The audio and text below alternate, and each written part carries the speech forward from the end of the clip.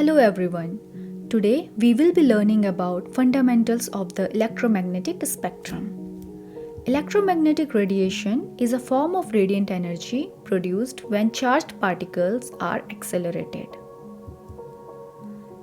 Electromagnetic radiation consists of waves that are synchronized oscillations of electric and magnetic fields perpendicular to each other and to the direction of wave propagation.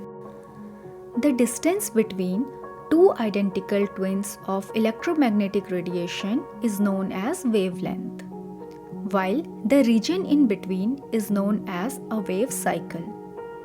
Wavelength is measured in meters or some other factors of meters such as nanometers. The typical camera that you use on day-to-day basis measures and records visible light. This light might come from the sun or from some other sources like light bulbs. The electromagnetic spectrum is the term that is used to describe the entire range of light. Let's have a look at the electromagnetic spectrum, which is composed of thousands of wavelengths of energy. Visible light, what we see with our eyes, is contained in the blue, green and red portion of the spectrum. The rest of the spectrum is not visible to the human eye but can be detected and recorded by sophisticated camera-like sensors called imaging spectrometers. The spectrum ranges from shorter wavelengths like gamma and X-rays to the longer wavelengths like microwaves and radio waves. For our convenience, the imaging spectrometer divides the spectrum into groups of wavelengths called bands. You will learn the significance of bands in later tutorials. Below the spectrum, you can see the wavelength curve. It can be observed that from gamma rays to radio waves, the wavelength has an increasing pattern. Another important parameter that comes into play here is frequency. Frequency is defined as the number of cycles of a wave passing a fixed point per unit time. It is generally measured in hertz. It can be observed that where wavelength is smaller, the frequency of EM radiation is higher, and at the places where wavelength is larger, the frequency is lower.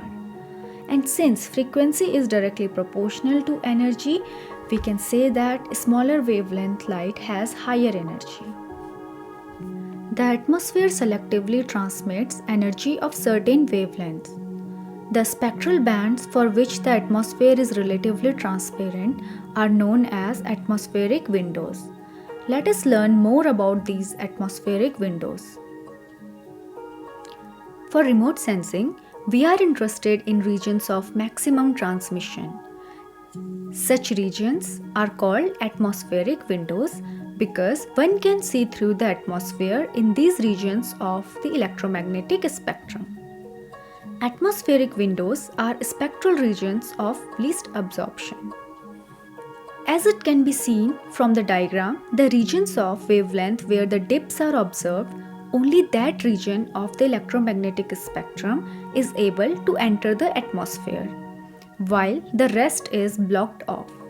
For example, we have been studying in basic environmental sciences that the ozone layer of the atmosphere is responsible for blocking the harmful UV radiations from sun.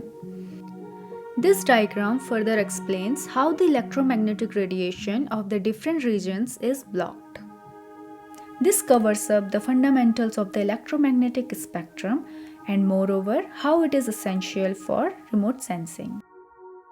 Thank you.